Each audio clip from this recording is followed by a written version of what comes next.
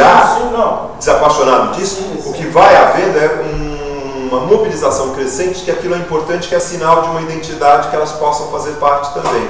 A gente vê isso, né? Não, eu estou falando o seguinte, não só o fato material, né, a fábrica, mas é também a única fábrica ainda inteira daquele padrão. Nenhum valor é só material. O material pode ser... Não é só material, isso é bem claro, né, na minha mente.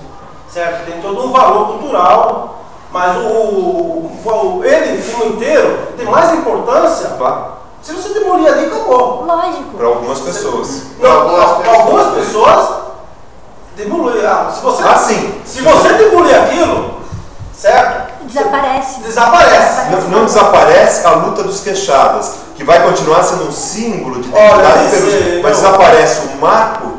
Olha, porque várias lutas sociais, eles desapareceram. Sim. Isso é difícil resgatar. Tanto no próprio sindicato mesmo, resgatar outro foco que não seja o queixado. Já existiram no sindicato outros grupos com linhas mais eles desapareceram. É verdade. Pode desaparecer materialmente. Mas a memória. mas a memória vai desaparecer. Mas você ainda tem razão. Se você morre, o último cidadão. Se você retirar o símbolo, você mata essa memória? Em alguns casos sim, em outros não. Claro que mata. Em alguns casos sim, em outros não. É esse ajuste que eu acho que a gente tem que fazer nessa conversa. O pessoal mais técnico naquela época que eu vi. Se você conseguir resgatar hoje, eles tinham, eu diria que eles tinham uma visão um tanto quanto ingênua com relação a eu acho. Ainda tem que era assim, não, então todo mundo vai compreender o tombamento da fábrica como algo, né?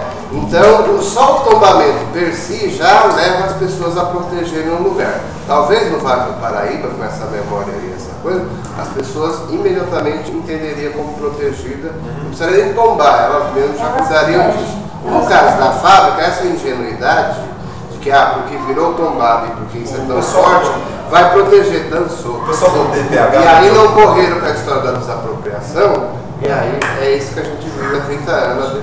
Não, na minha opinião, o pessoal do DPH, além dessa possível ingenuidade, mas que não foi só ela, porque na verdade o DPH fez todo o inventário da memória dos queixados, gerou todo o material, houve vários movimentos. Eu acho que a questão específica do patrimônio, a impressão que eu tenho, tenho total certeza disso, é que apesar deles terem reconhecido, por trás deles terem reconhecido a fábrica como um conjunto de paisagem, houve uma subestimação do valor arquitetônico do monumento enquanto construção industrial. Eu acho que eles não compreenderam a extensão do valor, inclusive arquitetônico, que a fábrica abriga. Posso falar, já que você tocou no valor arquitetônico, eu conversei com a pessoa responsável pelo tombamento no mercado da Lapa. Uma pessoa responsável pelo livro do tombo. Quem que é? Eu não lembro o nome dele. Ele me disse que o mercado da Lapa não tem nenhum valor arquitetônico e que ele só tombou por pressão dos comerciantes. Putz! Entendeu? A Sueli levantou essa bola, né, pra quem? Então, mas aí é um problema. O conceito de valor arquitetônico, ele é problema. No caso da fábrica, uma primeira fábrica que representa um momento de associação de capital brasileiro com capital internacional para criar uma fábrica ultramoderna que atravessa quase um século inteiro competitiva pela sua racionalidade e pela exploração sobre a qual ela se assentava, né, sobretudo se agrava com a Abdala, mas ela tem uma dimensão construtiva relevante. Isso não foi considerado, na minha opinião, não foi considerado no nível que precisaria ser considerado, não impediu o tombamento, mas ele não foi reconhecido. Então, eles não reconhecendo essa dimensão, remeteram para a dimensão de paisagem, acertadamente, porque a fábrica não é um forno, a fábrica é um conjunto, que se estende inclusive pela ferrovia. Né?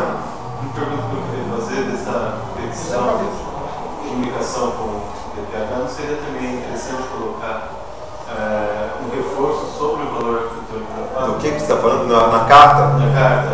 Sim. Porque, claro que uma coisa é o CONDEFAT, o problema do CONDEFAT é diferente do DPH. O DPH, ele na verdade, mesmo que tenha havido uma avaliação de critério que a gente está colocando em discussão, os seus detalhes, no seu geral, eu acho que ela foi bem. O que não foi talvez tão bem no DPH, na minha forma de ver, isso é também assim, é o momento em que o DPH aceita a proposta do proprietário de diminuir a área tombada sem qualquer garantia de execução em torno de um projeto que não há nem o projeto básico. Há um zoneamento muito sofrível e o DPH engoliu essa. Não sei se houve pressão, não sei o que aconteceu, se foi um contexto. A partir do argumento legítimo do proprietário, não tem como manter, eu preciso de uma contrapartida. Né? Só que aí passou um rio. Aí eu acho que o erro do DPH, talvez se ele existe, há uma diferença de critério que precisaria ser corrigido, mas o mais importante está aí. A outra carta é para o Condefat. No Condefat, parece-nos haver, pelo estudo que a gente fez, um vício de processo, que a gente poderia chamar, inclusive, de uma traição do ponto de vista moral. Alguém pegou toda a lógica de um trabalho que é construída como ela é construída pela legitimação, pela legitimidade, não pela legitimação desse negócio, e jogou fora, traindo um conjunto, um universo de valores que, em tese, o órgão deveria sustentar, por algum acordo que, inclusive, não ficou explícito. Fica muito forte a possibilidade de que tenha havido um acordo que não se explicitou no processo, porque não há justificativa para jogar fora toda uma reflexão sem contra-argumentação. São coisas diferentes. Talvez esse reforço no conjunto arquitetônico talvez preservasse essa dilapidação. No caso do Compresp, eu acho que essa é uma discussão que ainda dá para fazer, mas ela tem que vir em outros processos. Ela não pode amarrar a capacidade de intervenção. Eu vou fazer o seguinte, eu vou dar a palavra às pessoas que estão levantando, a Mita e o Paulo. Posso concluir só uma coisa em relação a essa pergunta do senhor? É assim, no projeto, em qualquer que seja o projeto de restauro, eu acho que essa postura de o que é que tem que ser considerado, por exemplo, o valor arquitetônico, o valor social, quais são as histórias que devem ser evidenciadas nesse projeto, e o que, olhando para frente, o que é que ele vai ser a partir de agora, esses são os critérios do projeto, na realidade, independente do tombamento, independente do grau de proteção, mesmo que ele fosse só tombado, o contorno.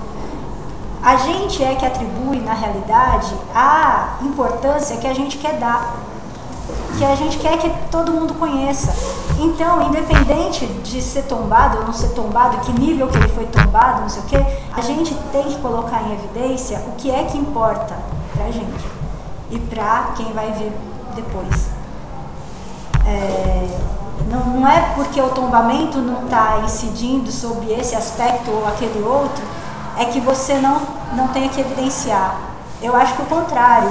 O projeto sensível é exatamente esse, em que você consegue enxergar todas essas nuances e colocar esses desejos nesse espaço novo, porque é um espaço novo. Estou tentando estar de acordo com essa observação. A gente pode aprofundar, depois pegar o sindicato. O sindicato, por exemplo, não tem valor arquitetônico, no sentido de que é uma casinha igual a todas as outras. Ele foi tombado como patrimônio material que dá uma grande liberdade de intervenção. Só que se você alterar substancialmente a volumetria do sindicato, ele também deixa um pouco de ser aquela memória, porque o que é acessível do sindicato, enquanto sindicato fechado, está muito ligado a um conjunto de imagens que registrou movimentos no sindicato. A gente tem um problema difícil, não tem um valor arquitetônico claro. O mercado da Lapa, eu acho que é uma discussão mais ambígua. A fábrica, no meu ponto de vista, ela tem um valor arquitetônico. O que eu digo é justamente sobre o que representa, né? É só um parentezinho antes de deixar o Paulo. Quando você falou do sindicato, que se ele for alterado perde a simbologia, a Dirce, quando estava aqui, ela disse de todas as discussões que tiveram lá na igreja. Aí de repente vem os holandeses, reformam a igreja, e para ela a igreja não existe mais. Não existe mais. Entendeu? Então é uma coisa que tem que ser. Ou seja, todas aquelas lutas, todas aquelas conversas que aconteceram na igreja acabaram. Por isso que o lugar da memória não é só um ponto na memória, mas ele é um lugar. Que mesmo que pelo menos seja uma ruína, você consegue pelo menos na sua mente reconstruir. Associar. Quando você muda completamente o que é reconstruir como era no passado idealizado. Foi isso que aconteceu na Água Branca para deixarem só as torres? Oi? Foi isso que aconteceu na Água Branca, quando deixaram as chaminé? A chaminé do Matará? O que aconteceu na Água Branca foi uma vergonha, não é? Ela não aconteceu só na Água Branca, ela aconteceu na Água Branca, na Paulista, na Moca, ela aconteceu em todo lugar ao mesmo tempo, e ali é um outro problema, ali houve uma demolição total. Como tem um outro problema muito grave, que era o supermercado que virou Extra, que era o... Não, aqui de Sorocaba, assim, tá lá, o da Moca, que era o prédio... O Cresp, né? Que um conselheiro do IFAM, que nós conhecemos, se eu não me engano, do IFAM, fez o projeto e deixava uma única parede. E aí o movimento de moradores da região chegou e falou: a gente não aceita que desapareça toda a memória. Que fique uma parede não é preservar. Mas o que é interessante é que o interesse econômico foi capaz de cooptar uma pessoa que, né? A discussão dessas questões ela é muito sutil. E aí tem o desejo, o valor do que se quer preservar, o valor do que se quer construir. Eu vou dar um outro exemplo de uma pessoa que você conhece e que veio aqui já no movimento. Ela esteve presente numa das reuniões do movimento, que é a Lia Mayumi. Em determinado momento, a Lia saiu com a preservação do Jardim da Saúde, Jardim Bosque da Saúde, e foi preservado. Né? O que era ali, na verdade, era uma luta contra a especulação imobiliária, como agora o pessoal da Vila Madalena está se deparando também. Eles queriam fazer frente, não tendo um outro instrumento urbanístico para fazer frente, lançaram mão do tombamento para fazer frente a entrar, para que eles não perdessem qualidade de vida. Então veja bem, apesar da sutileza da discussão, a questão da memória, a questão da configuração de um lugar, ela é fundamental à construção da qualidade de vida, à construção, à permanência dos afetos que existem num lugar. Essa dimensão é que eu acho que torna essa discussão toda do patrimônio, quando ele é inequívoco, ou quando ele até está dentro de uma luta que tem suas dimensões políticas também, torna uma questão tão apaixonante, porque na verdade a gente está decidindo como a gente gostaria que fosse o nosso futuro e que elementos devem participar desse futuro e como eles devem ser rearranjados para, não só com o que ele trazem do passado, mas com o que eles trazem para essa projeção para o futuro. A gente está literalmente projetando o futuro, né? Construindo o futuro. Essa que é a graça. Então, bom, desculpe. Bom, 3 pontos, né? Já que você pegou como exemplo a Florença, seria interessante, né, você passar pela Praça della Signoria e depois vocês entrarem no museu e verem a estátua do Davi do Michelangelo, que foi tirada da praça e colocada lá dentro para não estragar. É uma experiência mística ver o mármore do Michelangelo. Segunda experiência minha, eu tinha 9 anos, eu fui morar em Budapeste com os meus pais, em Buda, né? Buda e Peste. Em Buda tem uma igreja, uma catedral, que é a Catedral de São Matias, que foi bombardeada, né? A Hungria é sempre a passagem, desde o século XII, todo mundo passava lá e destruía. Tá? E quando eu estava lá em 59, foi logo depois do levante soviético, todos os domingos a população ia lá e reconstituía, né, essa catedral, que tem um telhado borgonhã, é um gótico com ogivas, enfim, não vou entrar nos detalhes. Mas eu estou citando isso, né, porque a gente sistematicamente pensa nessa coisa do restauro, do dinheiro e tudo. E aí eu vou pegar um gancho de uma história bem recente que aconteceu agora no dia 5 de outubro. Né? Nós estamos todos completamente perplexos com os resultados das eleições e a gente não entendeu até agora, né, o que aconteceu durante 12 anos de governo e que deu esse resultado de eleição. Eu acho que está na hora da gente começar a valorizar talvez uma coisa que essa é a mais importante, né, e que para mim é o que me interessa, aliás, no Perus, por causa de todos esses elementos, que é uma questão de ordem cultural.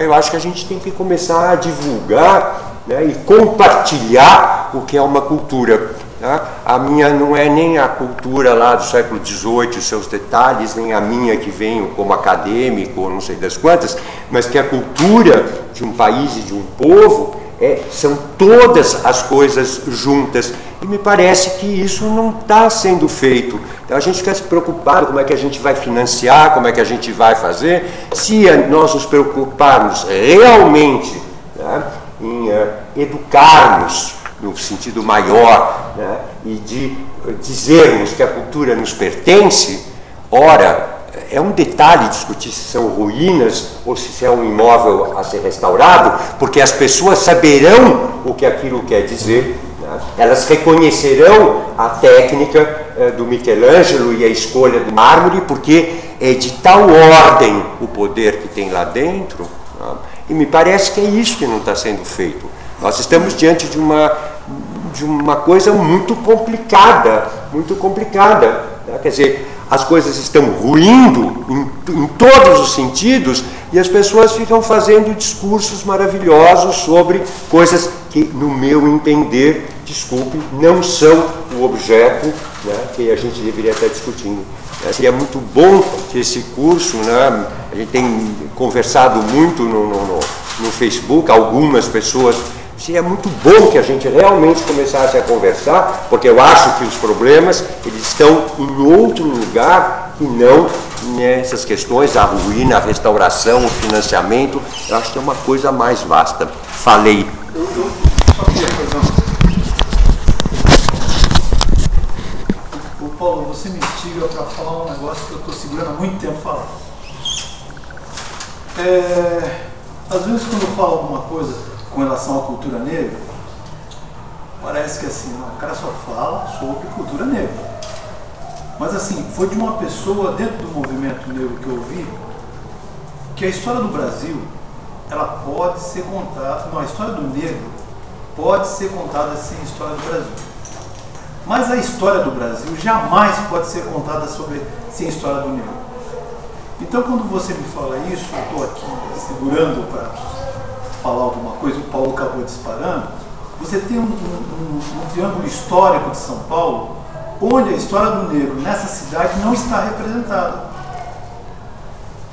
Você passa ali você conhece muito bem isso, que é a Igreja da Boa Morte, você tem a Igreja das Almas, a Igreja dos Aflitos, e tudo aquilo está se acabando sem informação da presença do negro nessa cidade, que ajudou a construir essa paisagem. E aí me instigou também, quando o Euler fala muito sobre a ferrovia, e aí eu fui atrás de informações sobre a ferrovia, principalmente com relação à ferrovia paulista, eu descubro que todas as ferrovias foram construídas ainda dentro do período da escravidão. Então construíram aqui 11 ferrovias em 30 anos, onde foi muito importante a mão de obra do negro, que era Negros Libertos. Que é uma coisa ainda que estamos engateando ainda, mas você vê como existe um apagamento. E isso, quando o Paulo fala sobre cultura, isso nós, Universidade Livre, temos que repensar, porque senão nós estamos sendo excludentes também. E aí, o negro que vem para cá, a gente não se vê representado nessas conversas sobre paisagem. Então, parabéns, Paulo, pela sua colocação, que me levou até falar isso. Embora eu vá fazer uma ressalva à afirmação do Paulo aqui, como eu falei, a gente discute as questões e entra nas discussões. Eu concordo com toda a fala do Paulo, com uma única exceção, de que não é relevante discutir o valor arquitetônico e tal, porque na verdade é a partir dessas discussões que a gente está construindo a forma de diálogo com determinadas instituições sem as quais a gente também não consegue prosseguir. A gente tem que depurar os conceitos para fazer. Agora, de resto eu concordo, o problema não está aí, o problema está na cultura, é óbvio, e é aí que a gente tem que investir. Mas não que outras discussões não sejam relevantes, elas são também igualmente relevantes, não é? Porque elas fazem parte de um processo, elas não são todo o processo, elas são determinados momentos de reflexão diante de problemas que a gente vai encontrando ao se deparar com um problema mais amplo, que a gente vai pensando. É só uma observação, de resto eu concordo totalmente com a coisa. Não é? É só não escamotear o problema, não é que eu não concordo, eu acho que é o desvio de repente, né? Quer dizer, eu ouço várias falas, né? Por exemplo, isso que a gente está ouvindo, aí começa uma argumentação que inclusive me parece até sectária, de uma certa forma. Tá? Mas há pouco você me obrigou a dizer diante da Câmara fascista, né? Eu gostaria de lembrar a definição de fascismo. Né? Todo mundo acha que fascismo é proibir de fazer alguma coisa. Não, o fascismo é pior, o fascismo é obrigar a fazer. Tá? A minha noção de fascismo é essa, é quando a gente obriga, né, as coisas a serem feitas. E aí é que eu junto e que, né, então fica esse vãozinho aí, né, é um pequeno interstício. Eu acho que a gente devia pensar e que tem me preocupado muito. Né? Quer dizer, acho que esse espaço aqui, né, e a tua proposta da paisagem, né, já falei um monte, né, então nessa paisagem, continuo lá estudando desesperadamente, acho que vai acabar virando uma tese de doutoramento, né, vai virar uma loucura, virar uma piração na cabeça.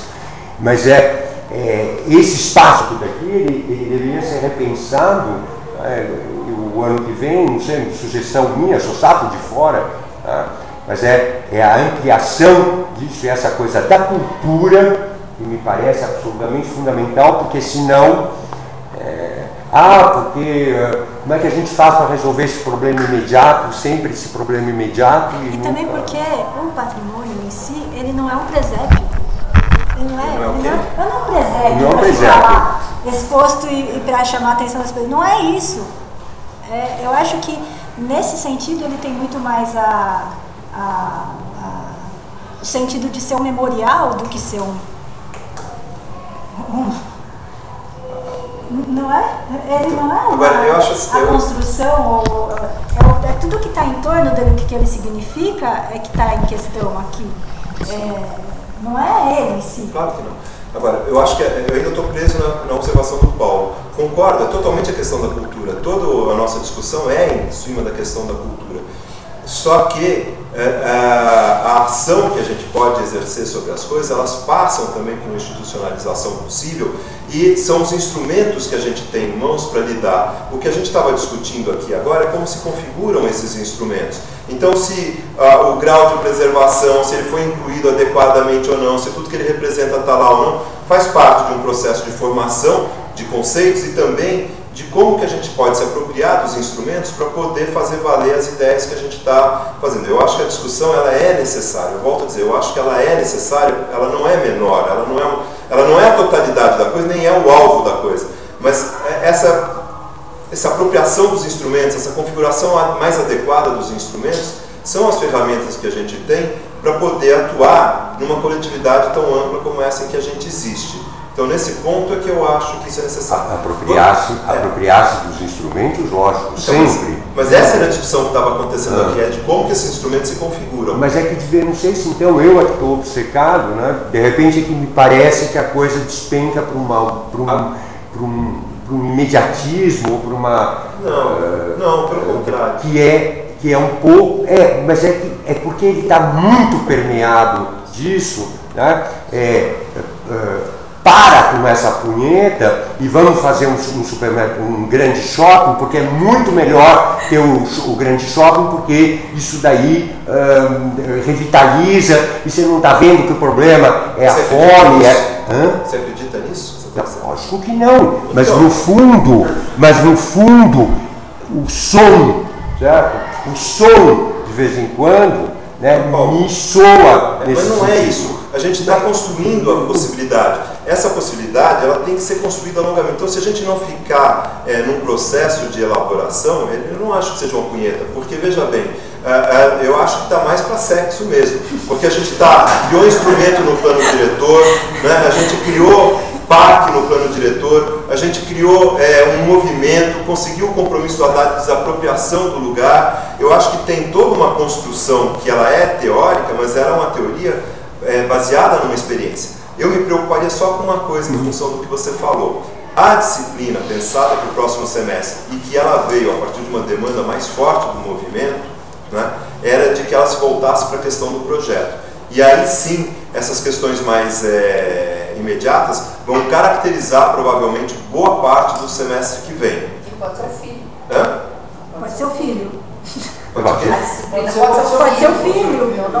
Do 7, o 7 o filho. Então, mas eu acho que assim, eu acho que ela é um processo, né? Ela vai ter um processo interregno num caminho maior que a gente está fazendo, para resolver um problema específico que há uma demanda de apoio nessa questão, que é conseguir constituir para a população imagens de futuro, na verdade, entendeu? Que é assim que chegou do movimento e a gente faz. Então aí talvez as discussões mais amplas que a gente... Não quer dizer que elas vão sair de horizonte, quer dizer que algumas questões mais imediatas se colocaram, se você pensa, que elas podem servir para largar novos horizontes também. Mas eu, de fato, aí eu concordaria, o semestre que vem, eu acho que ele tende a ficar mais específico, porque o projeto ele é sempre mais específico, né? Ele não é a discussão toda da cultura nem nada. Mas vão estar paralelamente acontecendo coisas extremamente intensas aqui em Perus, o semestre que vem. Por quê? Porque eu acredito que o plano regional estratégico vai fazer suscitar as contradições do espaço, os diversos desejos na construção desse espaço. Então a gente tem sempre um fator indeterminado mudando o rumo das coisas, né? Mas assim, só para ficar na discussão do Paulo, eu concordo com o Paulo em algumas coisas, mas essa última eu não acho, eu não estou achando que foi nem punhetagem, nem nada. Essa discussão ela é fundamental porque ela é a construção e a apropriação dos instrumentos, a ressignificação, a direcionamento desses instrumentos para algo que a gente está tentando chegar. E a gente tem que aprender a discernir para poder dialogar com esses interlocutores que, afinal de contas, jogam um papel de decisão fundamental. Se a gente faz uma carta ao Condefat, ela é uma ação política, conceitual, afetiva e tal.